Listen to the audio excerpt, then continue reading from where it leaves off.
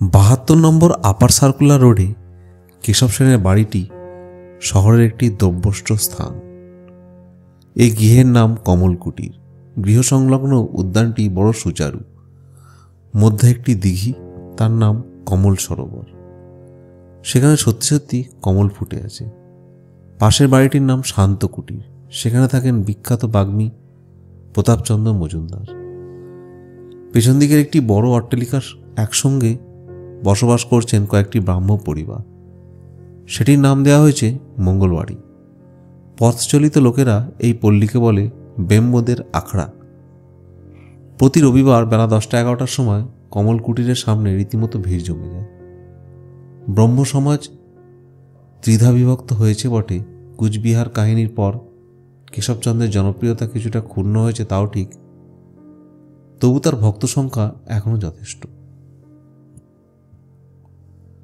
ছেলে ছোকরারা এখন কেশববাবুকে পরিত্যাগ করে সাধারণ ব্রহ্ম সমাজে যায়, কিন্তু মধ্যবয়সীরা এখনও কেশববাবুর অনুরাগী এবং তাদের পরিবারের ছেলেমেয়েরাও দলত্যাগ করেননি। প্রতাপ মজুমদারের মতোই অনেকেই কেশববাবুর সর্বাঙ্গীন সমর্থক। কুচবিহার বিহারের ব্যাপারটা ঘটে গেছে বছর 4 আগে।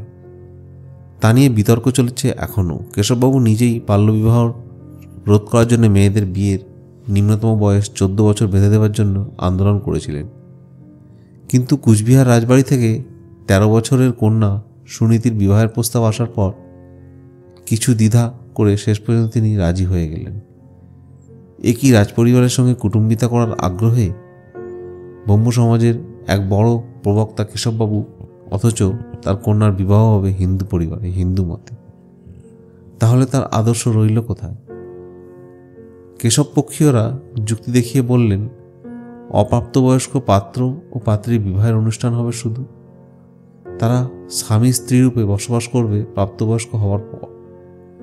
কিশোর রাজা ততদিনে বিলেত ঘুরে আসবে, সুতরাং এতে দোষ নেই। বরপক্ষ হিন্দু মতে বিবাহের অনুষ্ঠান করলেও কন্যাপক্ষ ব্রাহ্ম মতেই মেনে চলবে। বিরুদ্ধ পক্ষ তখন বললেন, তাহলে তো যুক্তিতে বা ছুতে অনেকেরই নাবালিকার বিবাহ দিয়ে বলবে ওরা স্বামী স্ত্রী হিসেবে এখন একসঙ্গে থাকবে না। নাবালক নাবালিকা বিবাহের পর দাম্পত্য জীবনযাপন করছে কিনা তাও পরীক্ষা করা দেখার জন্য ইন্সপেক্টর নিয়োগ করতে হবে। একটা আদর্শ প্রচার করতে গিয়ে কেশববাবু নিজের পরিবারই দৃষ্টান্ত স্থাপন করতে পারলেন না, পথভ্রষ্ট হলেন। দুপক্ষের চাপান উত্তর আরও বহুদূর চললেও একথা ঠিক, কেশববাবুর ব্যক্তিগত সততা সমস্ত প্রশ্নের ঊর্ধ্বে।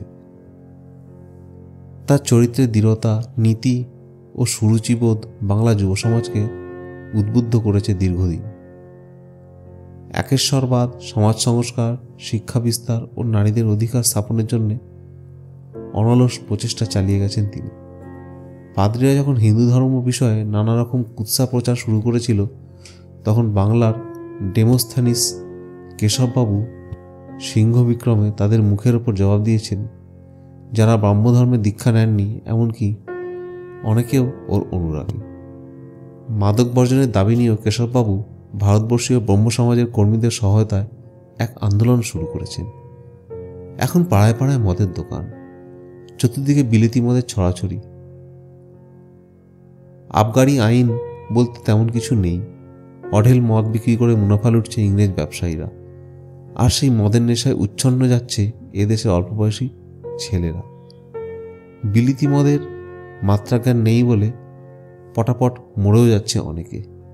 কেশববাবু কিছু সংখ্যক উদ্যমী যুবককে নিয়ে ব্যান্ড অফ হোপ নামে একটি দল গড়েছেন। বাংলার আশাবিহীন তারা প্রতি রবিবার সকালে মাদক নিবারণী গান গেয়ে নগর পরিক্রমা করে। সঙ্গে থাকে খোল করতাল। মদনা গরল নামে একটি পত্রিকাও বিলি হয়। অনেক রাস্তা ঘুরে ঘুরে সেই আশা বাহিনী এসে থামল কমল কুটিরের সামনে। সেখানে পথের উপর রয়েছে শোলা ও খড় দিয়ে তৈরি একটি বিশাল বিকট মূর্তি, তার গায়ে লেখা মদ রাক্ষসী। মূর্তিটির পেটের মধ্যে থাকে সোড়াগন্ধক বারুদ। একটু আগুন লাগলেই মদ রাক্ষসী দাউ দাউ করে জ্বলে ওঠে। এই রাক্ষসীবাজি পোড়ানোর মজা দেখতে আসে অনেক মানুষ। তাদের মধ্যে মধুমাতালরাও থাকে, আর কিছু রসিক ছোকরা বাজি দেখার বদলে কেশববাবুর বাড়ির অন্দরের দিকে উঁকিঝুঁকি মারে। কেশববাবুর কন্যাভাগ্য অতি ভালো, তার 5টি কন্যা অতীব সুন্দরী। বড় দুটির বিবাহ হয়ে গেছে, বাকি 3জনকে কেউ কেউ কবিত্ব করে বলে 3 গ্রেসেস। মদ রাক্ষসীর মূর্তিতে এখনো আগুন ছোঁয়ানো হয়নি। আশাবাহিনী তার সামনে নিচে গান ধরেছে, পয়সা দিয়ে গরল গেলে ইহকালটি মুজিয়ে গেলে, পরকারে তপ্ত তেলে করবে ভাজা ভাজা, ও ভাই খিদের জ্বালায় তুর্কি নাচন, মদে দুঃখ হয় না মোচন, এখন খাচ্ছ খাও পাবে যমরাজ্যের সাজা, ঘরে কেঁদে মাগ ছেলে। ভিড়ের মধ্যে শশীভূষণের হাত শক্ত করে চেপে ধরে আছে ভরত। তার শুধু হারিয়ে যাওয়ার ভয়। সারি সারি বাড়িওয়ালা রাস্তা দেখলে একই রকম মনে হয়। সব রাস্তায় একটুক্ষণ শশীভূষণকে না দেখলে ভরত অগাধ জলে ডুবে যায় এবং আঁকবাক করে। কয়েকদিন ধরে শশীভূষণ ভরতকে কলকাতা শহর চেনাচ্ছেন। নিজের অসুখের সময় শশীভূষণ ভরতের দিকে মনোযোগ দিতে পারেননি। একদিন তিনি বন্ধুদের সঙ্গে জুড়ি গাড়ি করে যেতে যেতে দেখলেন কালীঘাটের রাস্তায় ভরত শ্মশান যাত্রীদের ছড়ানো পয়সা কুড়োচ্ছে। ভরত শেষ পর্যন্ত তার রাজরক্তের মহিমা অক্ষুণ্ণ রাখতে পারেনি। খিদের জ্বালায় সে কাঙালিদের সঙ্গে ভিড়ে গিয়েছিল। রাস্তা থেকে পয়সা কুড়িয়ে সে মুড়ি মুড়কি কিনে খেত। শশীভূষণ তাকে দেখতে পেয়ে কান ধরে টেনে তুলেছিলেন গাড়িতে। এখন আবার শশীভূষণ ভরতের শিক্ষার ভার নিয়েছেন। শশীভূষণের কাছেই দাঁড়িয়ে আছে প্যান্টালুন ও চায়না কোট পরা জেনারেল অ্যাম্বেসিস কলেজের একটি ছাত্র নরেন দত্ত। আজ তার মুখখানি উদাসীন, চক্ষু দুটি উদ্ভ্রান্ত। সে চেয়ে আছে বটে, কিন্তু কিছুই যেন দেখছে না। সে এখানে দাঁড়িয়ে আছে, কিন্তু তার মন যেন এখানে নেই। আশাবিহীন গান শেষ হওয়ার পর একে একে প্রবেশ করতে লাগলো কোমল কুটিরের মধ্যে। অনেকক্ষণ পদব্রজে আসার পর তারা ক্লান্ত। এখন ব্রহ্মানন্দের গিয়ে পবিত্র জল পান করবে। স্বয়ং কেশবচন্দ্র তাদের হাতে একটা করে মিষ্টি তুলে দেবেন। একটু পরে সমবেতভাবে শুরু হবে প্রার্থনা সঙ্গীত। নরেন মাঝে মাঝে এই সঙ্গীতানুষ্ঠানে অংশগ্রহণ করে। সে ভারতবর্ষীয় ব্রহ্ম সমাজ এবং সাধারণ ব্রহ্ম সমাজ দু দলের অনুষ্ঠানেই যায়।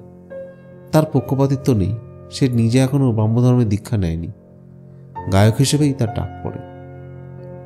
এক বন্ধু নরেনের পিঠে হাত দিয়ে বলল, কিরে বিলে, চল ভেতরে যাবি না? নরেন অনেকক্ষণ অকারণে বেশি চমকিত হলো। তার শরীর কাঁপল। খানিকটা রুক্ষভাবেই সে বলল, না, আজ আর যাব না। তারপর সে হনহন করে হেঁটে চলে গেল অন্যদিকে। মদ রাক্ষসীর মূর্তিটা পুড়ে শেষ হয়ে যাওয়ার পর যখন ভিড় ছত্রভঙ্গ হয়ে গেল, শশীভূষণ ভরতকে জিজ্ঞেস করলেন, কেমন লাগলো সব বুঝলি? গরল মানে জানিস? ভরত বলল, জানি। শশীভূষণ আবার জিজ্ঞেস করলেন, মদ চোখে দেখেছিস কখনো? ভরত এবার সবেগে দুদিকে ঘাড় নাড়ল। শশীভূষণ চলতে চলতে বললেন, আমার বাবা বেশি মদ্যপান করে অকালে গেছেন। আমার বড় দাদার সঙ্গে পরিচয় ছিল চোরাবাগানের কালী সিংহর। অত বড় একটা তেজি পুরুষ, অথচ মাত্র 30 বছরেই। আর মাইকেল মধুসূদনের নাম শুনেছিস তো? তিনিও এরকম আরও কত। সেই জন্য আমি মদ ছুঁই না জীবনে কখনো। তুইও প্রতিজ্ঞা কর, কোনোদিন মদ স্পর্শ করবি না, ঈশ্বরের নামে বল। ভরত রাস্তার বাঁকের একটি শিব মন্দিরের দিকে অঙ্গুলি নির্দেশ করে বলল, ওখানে গিয়ে প্রতিজ্ঞা করি? শশীভূষণ বিরক্ত হয়ে এক ধমক দিয়ে বলেন, তোকে কতবার বলেছি না, মন্দিরে মসজিদে গির্জায় ঈশ্বর থাকেন না। ঈশ্বরকে নিজের মন দিয়ে উপলব্ধি করতে হয়। মনে মনে প্রতিজ্ঞা কর, নিজের ভাবের ঘরে যে চুরি করে সে মন্দিরে মসজিদে গির্জায় গিয়ে যতই ভরত দেখাক সেসব মিথ্যে। ভরত এত সব বড় বড় কথা বুঝল না। সে সঙ্গে সঙ্গে ঘাড় এড়িয়ে বলল, মনে মনে প্রতিজ্ঞা করেছি। শশীভূষণ বললেন, চল এবার একটু ডাক্তারবাবুর কাছে যাই। কাছেই ডাক্তার মহেন্দ্রলাল সরকারের চেম্বার। শশীভূষণ এখন প্রায় সুস্থই বলা যায়। শুধু 2-1টি উপসর্গ আছে। তিনি ত্রিপুরায় ফেরার জন্য ব্যস্ত হয়ে পড়েছেন। আজই ডাক্তারবাবুর কাছ থেকে শেষ ওষুধ নিয়ে তিনি কয়েকদিনের মধ্যে রওনা হবেন মনস্থ করেছেন। ডাক্তার মহেন্দ্রলাল সরকারের চেম্বারেও তখনও কয়েকটি রোগী রয়েছে। শশীভূষণ ভরতকে নিয়ে অপেক্ষা করতে লাগলেন বাইরে। মহেন্দ্রলালের চেহারা অনুপাতে গালটিই বাজ খাই। ডাক্তারদের গুপ্তিমন্ত্রের শপথ অনুযায়ী তিনি রোগীদের রোগ বিষয়ে আলোচনা করেন নিম্ন স্বরে, যাতে অন্য কেউ শুনতে না পায়। কিন্তু অন্যান্য বিষয়ে আলোচনা যেন তার চেম্বার ছাড়িয়ে গড়ের ময়দান পর্যন্ত পৌঁছে যায়। যেমন শেষ রোগীটি দেখার পর তিনি চিৎকার করে তার সহকারীর উদ্দেশ্যে বললেন, শওকত, এনার কাছ থেকে 16 টাকা ভিজিট নাও, রসিদ লিখে দাও। রোগীটি জোরহাত করে বলল, ডাক্তারবাবু, আপনি অতি মহানুভব, আপনার নাম অনেক শুনেছি, কিন্তু আমি অতি দরিদ্র, দুবেলা অন্ন জোটে না, আপনার ফিস দেবার ক্ষমতা নেই, আপনি যদি দয়া করেন। মহেন্দ্রলাল বললেন, দয়া? ডাক্তার রোগীর সম্পর্কের মধ্যে আবার দয়া আসে কি করে? ফেলো করি মাখো তেল। ডাক্তারকে পয়সা না দিলে, ওষুধের দাম না দিলে চিকিৎসার ফল হয় না, তা জানো? 16 টাকা দিতে না পারো, কত দিতে পারবে? লোকটি বলল, আগে আমার সামর্থ্য কিছুই নেই, আমি গরিব চাষি। এবছর আষাঢ় মাসেও বৃষ্টি হয়নি, হাতে একটা আধারও নেই। এবারকার মতো যদি মাপ করেন। শরীরের তাগত ফিরে পেলে মহেন্দ্রলাল দু কোমরে হাত দিয়ে লোকটির সামনে পাহাড়ের মতন দাঁড়িয়ে বললেন, বটে, একটি আদলাও নেই। তোমার কষ্ট শুনে আমার চোখে জল আসছে। হে, তোমার একটি আদলাও না থাকলে আমি তোমায় 1000 আদলা দেব। তোমার বাড়ি তো গুসকারা, এক আদলাও না থাকলে ফিরবে কি করে? তোমার রাহা খরচ, খাই খরচ সব আমি দেব। তার আগে একটু সার্চ করে দেখতে হবে যে। দেখে নাও তো শওকত, লোকটা ট্যাগ খুলে দেখে নাও তো। মহেন্দ্রলালের সহকারী শওকত মিয়া একজন রোগা পাতলা মাঝবয়সী মানুষ, মুখে তীক্ষ্ণ বুদ্ধির ছাপ, ঠোঁটে সবসময় মৃদু হাসি। তিনি এসে প্রথমে মহেন্দ্রলালকে বললেন, আপনি ঠিকই ধরেছেন স্যার। তারপর ধুতি ধরে টান দিতেই সে কোমরে বাঁধা বেশ মোটাসোটা একটা পুঁটলি চেপে ধরল দু হাতে। মহেন্দ্রলাল প্রচণ্ড ধমক দিয়ে বললেন, হাত সরাও, খুলে দেখবো কত আছে। শওকত বললেন, 48 টাকা আর একটা আধুলি। মহেন্দ্রলাল রোগীটিকে বললেন, ওহে, তোমার তো কিছুই নেই, আমি 1000 আদলা দেবো বলেছিলাম। 7 টাকা 13 আনা নিয়ে বাড়ি যাও, বাকি সব আমার। লোকটি হাউ হাউ করে কেঁদে উঠল। গোস্তাকি হয়ে গেছে হুজুর, এবারকার মতো ক্ষমা করে দেন হুজুর। মহেন্দ্রলাল বললেন, লোকটা অনেক সময় নষ্ট করেছে সরকার, আমার ফি 16 টাকা আর আমার বিজ্ঞান কেন্দ্রের জন্য 20 টাকা চাঁদা কেটে নিয়ে ওর বাকি পয়সা ফেরত দাও। লোকটি মহেন্দ্রলালের পায়ের উপর ঝাঁপিয়ে পড়ে বললেন, অত টাকা নেবেন না হুজুর, মহা বিপদে পড়ে যাব। কালীঘাটে পাঁঠা মানত করেছি, বউদের জন্য শাড়ি কিনে নিয়ে যাব, একখান বেড়া জাল এই টাকাতেই ক্লোবে না। পা সরিয়ে নিয়ে অসহিষ্ণু হয়ে মহেন্দ্রলাল বললেন, ওফ, আর পারি নেদের নিয়ে, সবার জন্য তো কিছু কেনার ফর্দ, শুধু ডাক্তারের ফি দেবে না। ডাক্তারেরা কি সব নিরাহারি সন্ন্যাসী? অন্তত 10 টাকা তো দেবে, তাও দেবে না। ওহে শওকত, পুটলিটা ফেরত দিয়ে একে তাড়াতাড়ি বিদায় করো। লোকটি তৎক্ষণাৎ কান্না থামিয়ে ধুতি গুছিয়ে নিয়ে সরে পড়ল।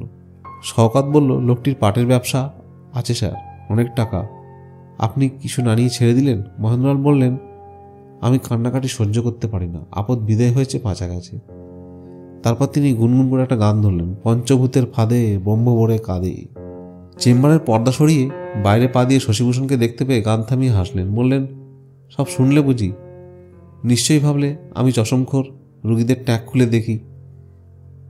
ব্যাপার কি জানো না তো, আমি কিছু গরিব গুরু রোগীকে মাগনায় দেখি, তাদের ওষুধপত্র কিনে দিই। যাদের সামর্থ্য নেই তারা কি বিনা পয়সায় চিকিৎসায় মারা যাবে?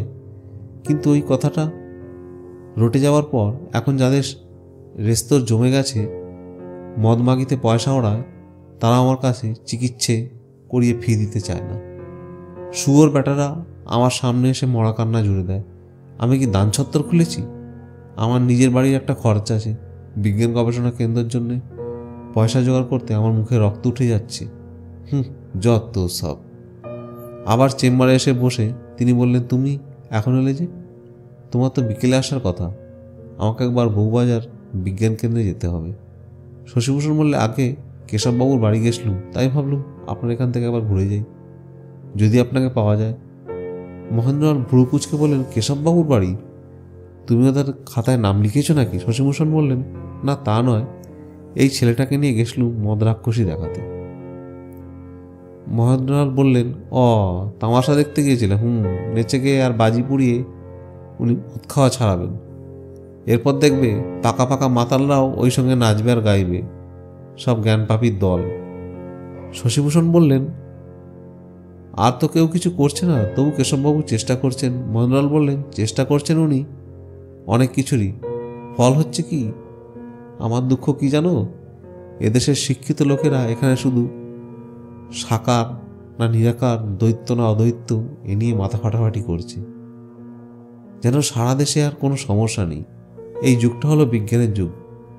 বিজ্ঞানের চর্চা করলে যুক্তিবোধ আসে, যুক্তি দিয়ে বিচার করতে শিখলে সাকার নিরাকার ফুৎকারে উড়ে যাবে। শশীভূষণ বিনীতভাবে মৃদু প্রতিবাদের সুরে বললেন, আগে ধর্ম নিয়ে ইদানিং যে প্রবল সংশয়ের সৃষ্টি হয়েছে তা তো মানতেই হবে। মনোজগতে আলোড়ন চলতে থাকলে বাইরের জীবন সুস্থির পাওয়া যায় না। হিন্দুরা খুবই দ্বন্দ্বের মধ্যে পড়েছে। এতকাল হিন্দুরা নানা রকম ঠাকুর দেবতার পুজো করে আচার অনুষ্ঠান, সংস্কার, কুসংস্কার নিয়ে বেশ ছিল। মুসলমানরা নিরাকার আল্লাহ ভজনা করে। মুসলমান যুগেও হিন্দুরা নানান মূর্তি পূজার প্রথা পাল্টাবার চিন্তা করেননি। কিন্তু এখন হয়েছে মুশকিল, ইংরেজরা স্থায়ী হয়ে বসেছে। এখন হিন্দুরা মনে করে সভ্য হতে গেলে ইংরেজি শিখতে হবে, ইংরেজদের মতন পোশাক পরতে হবে, তাদের মতন খানা খেতে হবে। অনেক বাঙালি যোগ্যতায় ইংরেজদের সমকক্ষ হয়ে উঠেছে, কিন্তু তারা ধাক্কা খায় ধর্মের ব্যাপারে। মাড়ি খড়পাথরের পুতুল ঠাকুর পুজো নিয়ে সাহেবরা হাসি ঠাট্টা করে, ব্যঙ্গ বিদ্রুপ করে অনবরত। আর সব ধর্মেই ঈশ্বর নিরাকার, শুধু হিন্দুদেরই ৩৩ কোটি দেবদেবিতা। শিক্ষিত হিন্দুরা তা নিয়ে বিব্রত। সেই জন্যই ব্রাহ্মণরা নিরাকার পরম ব্রহ্মের আমদানি করলেন। হিন্দু ধর্মে পরম ব্রহ্মের ধারণা আগেও ছিল, অন্য ধর্ম থেকে আমদানি করতে হয়নি, তা সবাই মানত না। একসময় দলে দলে বাঙালি ছেলেরাও যে খ্রিস্টান হচ্ছিল, ব্রহ্মরা তা রুখে দিয়েছেন, তা তো স্বীকার করতেই হবে। রামমোহন দেবেন্দ্রবাবুর কৃতিত্ব অনেকখানি, কিন্তু কেশববাবুই যে তরুণ দলের মধ্যে একেশ্বরবাদ প্রতিষ্ঠা করেছেন সেটা অবশ্য মানা উচিত। কেশববাবু হিন্দু পরমব্রহ্মের সঙ্গে খ্রিস্টানদের পরমব্রহ্মের খানিকটা মেশাননি? সাহেবদের জবাব দেওয়ার জন্য গদগদভাবে যিশুর নাম উচ্চারণ করা আর কথায় কথায় বাইবেল থেকে কোট করা, এসব কি? এই আমাদের শওকতকে জিজ্ঞেস করো। মুসলমানেরা নিজের ধর্মের শ্রেষ্ঠত্ব বোঝাবার জন্য বাইবেল নিয়ে টানাটানি করে। কেশববাবু যে ব্রাহ্মণ দল, তাদের প্রার্থনা গৃহটা ভালোভাবে লক্ষ্য করেছ? চূড়োটা গির্জার ধাঁচের, লোকে বলে ওটা কেশববাবুর গির্জি। হ্যাঁ, গোড়ার দিকে কেশববাবু অনেকটা ঝুঁকেছিলেন বটে। অনেকে ভেবেছিল উনি বুঝি খ্রিস্টানই হয়ে যাবেন, কিন্তু এখন অনেকে বদলে গেছেন। এখন বুঝেছেন সাধারণ মানুষকে আকর্ষণ করার জন্যে ঐতিহ্যকে বাদ দিলে চলে না। এখন তাদের দলের নামগান সংকীর্তন হয়। জানি জানি, সেও তো আবার চরম জায়গায় পৌঁছে যায়। মুঙ্গেরে কি হয়েছে জানো না? আগে না, ব্রহ্মধর্ম প্রচার করতে কেশববাবু সদল বলে বোম্বাই গিয়েছিলেন। পথে থেমেছিলেন মুঙ্গের শহরে। সেখানে আগে থেকে ব্রহ্মদের আখাড়া রয়েছে। ভক্তির অতিশয্যার সেখানকার ব্রহ্মিকেরা ঘটি ঘটি জল কেশববাবুর পায়ে ঢেলেছে। তারপর সেই মেয়েগুলো তাদের লম্বা চুল দিয়ে পা মুছে দিয়েছে। নর অবতার, মূর্তি পূজার বদলে মানুষ পূজা। সেরকম দু একবার বাড়াবাড়ি হতে পারে, এখন আর হয় না। দক্ষিণেশ্বরে রামকৃষ্ণ ঠাকুরের সঙ্গে কেশববাবুর যোগাযোগ হয়েছে। ভক্তিবাদের সঙ্গে মিলেছে জ্ঞানবাদ। আমার তো মনে হয় এই দুটির মিশ্রণই সাধারণ মানুষের কাছে তিনি নাকি পরমহংস। যখন তখন মুচ্ছ যান, মির্গিরোগ আছে কিনা একদিন গিয়ে দেখে আসতে হবে। কালী ঠাকুর, ওই একটা ডাবকা সাঁওতালি মাগির সামনে লোকে যে কি করে ঢিপ ঢিপ করে প্রণাম করে আমি কিছুতেই বুঝি না। আমাকে বেদ উপনিষদে কোথাও ওই কালী মূর্তির কথা আছে? শশীভূষণ নিজে যে মূর্তি পুজোয় একেবারে অবিশ্বাসী হলেও মহেন্দ্রলালের মুখ থেকে এই কথা শুনে শিউরে উঠলেন। তিনি আর চোখে তাকালেন ভরতের দিকে। তার মুখখানা হা হয়ে গেছে, চোখ দুটো যেন ঠিকরে বেরোচ্ছে। শশীভূষণ ভাবলেন, মহেন্দ্রলালের এইরকম উক্তি কালীভক্ত শক্তরা শুনলে তাকে মেরে ফেলতে চাইবে। মহেন্দ্রলাল নিজের কপালে চাপড় মেরে বললেন, কেশববাবু, তাকে আমি কম চিনি? আমাদের বিজ্ঞান প্রতিষ্ঠানেও তো তিনি একসময় কাজ করতেন। যেমন ওর চরিত্রের দৃঢ়তা, তেমনি নেতৃত্ব দেওয়ার ক্ষমতা। ইচ্ছে করলে উনি কত বড় বড় কাজ করতে পারতেন। তা নয়, শুধু একটা ছোট গোষ্ঠীর ধর্মগুরু হয়ে রইলেন। কেশববাবু আসলে কাজ কি শুরু করেছিলেন জানো? যদি তিনি শুধু একটি কাজ নিয়ে লেগে থাকতেন তাহলে মহা উপকার হতো এদেশে। কেশববাবুই প্রথম বাঙালিদের ভারতীয় হতে শেখাচ্ছিলেন। এখন বাড়িতে একজন পাঞ্জাবি ও মাদ্রাজি ভদ্রলোক এলে তাকে বলছেন বিদেশিও এসেছে। কিন্তু পাঞ্জাব বা মাদ্রাজ যে বিদেশ নয়, আমরা যে শুধু বাঙালি নই, ভারতীয়, একথা আগে কে বলেছে? কেশববাবু পত্রিকা বার করলেন, তার নাম বেঙ্গল মিরর নয়, ইন্ডিয়ান মিরর। বক্তৃতার সময় উনি প্রায় নেশান বা ন্যাশনাল শব্দ ব্যবহার করতেন। আমরা বেঙ্গলি রেস, কিন্তু ইন্ডিয়ান নেশন। শশীভূষণ বললেন, ঠিক, এমন কথা আগে কেউ তেমন বলেনি। মহেন্দ্রলাল বললেন, সিভিল ম্যারেজ আইন পাশ হওয়ার পর কেশববাবু কি বলেছিলেন জানো? আমরা মুসলমান নই, খ্রিস্টান নই, আমরা হিন্দু নই, আমরা ভারতবাসী। এই কথাটা কত বড় কথা! এই বোধটা আমাদের ছিল না বলেই তো ইংরেজরা এসে সকলের ঘাড়ে রক্ত চুষেছে। আমেরিকাতেও নানান জাতের মানুষ আছে, কিন্তু তারা সবাই আমেরিকান। সেই জন্যই তো দেশটা ধাঁধা করে এগিয়ে যাচ্ছে। আমাদের দেশের নেতাদের এখন এই আদর্শের প্রচারটাই প্রধান কাজ নয়। একটি দীর্ঘশ্বাস ফেলে কিছুক্ষণ চুপ করে থাকে মহেন্দ্রলাল আবার বললেন, যাক, অনেক বকবক করলাম, দেরি হয়ে গেল, দেখি তোমার হাতটা দাও, কেমন আছে বলো। শশীভূষণ বললেন, আগে এখন তো ভালোই আছি, দিব্যি হাতটা চলা করতে পারি, খিদেও বেড়েছে। এখন আমি ত্রিপুরায় ফিরতে পারি? শশীভূষণের নাড়ি পরীক্ষা করতে করতে মহেন্দ্রলাল বললেন, যাও, কোনো কমপ্লেন যদি না থাকে যাবে না কেন? শশীভূষণ বললেন, না, তেমন কিছু নেই, তবে মাঝে মাঝে মাথা ঝিমঝিম করে রাত্রিরে নানা রকম দুঃস্বপ্ন দেখি, সেই স্বপ্নগুলোতেই ঘুম ভেঙে যায়। মহেন্দ্রলাল শশীভূষণের হাত ছেড়ে দিয়ে হা হা করে অট্টহাস্যে করে উঠলেন। শশীভূষণের ঘাড় চাপড়ে বললেন, শোনো হয়ে, তোমার বয়সী পুরুষদের মাথা ঝিমঝিমনি রোগ আর স্বপ্ন তাড়নার খাঁটি ওষুধ কি জানো? বিপূর্বক বহুধাতু ঘং, বিশেষরূপে কাহকে বহন করো। তেমন কিছু ভাবনি? শশীভূষণ বলল, লাগে না, এখন আমি ওর জন্য প্রস্তুত নই। মহেন্দ্রলাল বললেন, তোমাদের ঈশ্বর নিরাকার হন আর যাই হন, নারী কিন্তু সাকার, পুরুষও সাকার। এই সাকারে সাকারে মিলন হচ্ছে প্রকৃতির নিয়ম, তাতেই আত্মার সুখ। ত্রিপুরায় যাচ্ছ যাও, কিন্তু বেশি দিন একা থেকো না। শশীভূষণ বললে, এই ছেলেটিকে একবার দেখে দিন তো, সর্বক্ষণ খাই খাই করে, অস্বাভাবিক খিদে, বাগানে গিয়ে তেঁতুল পাতা চিবিয়ে খায়। এরকম খিদেও মনে করে কোনো অসুখ? মহেন্দ্রলাল আবার হেসে বললেন, খিদে আবার অসুখ কি হে? খাদ্য পেলেই খিদে থাকে না? উঠতি বয়সের ছেলে এখন দুবেলা পেট পুড়ে খেলে পাঠা জোয়ান হবে? তিনি এক দৃষ্টিতে চাকিয়ে রইলেন ভরতের দিকে। ভরত জড়সড় হয়ে গেল সেই দৃষ্টির সামনে। মহেন্দ্রলাল মাথা দোলাতে বলাতে বললেন, রোগ নেই, কোনো রোগ নেই, খাবি যত ইচ্ছা খাবি, বড়লোকের বাড়িতে থাকিস, খাবারের অভাব কি? মনে কর খেতে না দেয় চুরি করে খাবি, তেঁতুল পাতাও তো মন্দ কিছু নয়। টুলো পণ্ডিতের ছাত্ররা ওই দিয়ে ভাত খেত। এই ছেলে, তুই লেখাপড়া করিস? ভরত ঘাড় নাড়ল। মহেন্দ্রলাল বললেন, পড়, মন দিয়ে পড়বি, বিজ্ঞান পড়তে শেখ, বিজ্ঞান ছাড়া গতি নেই। তোর এই দাতাটি যদি ব্রহ্মদের দলে ভেড়াতে চায়, সটকে পালিয়ে আসবি, নিজের ভালো মন্দর বিচার করবি, নিজেই নিজের ধর্ম তৈরি করে নিবি। তোকে একটা বীজ মন্ত্র দিচ্ছি, সেটা জপ করবি সবসময়। পঞ্চভূতের ফাঁদে ব্রহ্ম পড়ে কাঁদে, পঞ্চভূতের ফাঁদে ব্রহ্ম পড়ে কাঁদে। গল্প এখানেই শেষ নয়, সামনে আরও চমক আছে। পরবর্তী ভিডিওতে দেখা হবে, সঙ্গে থাকুন।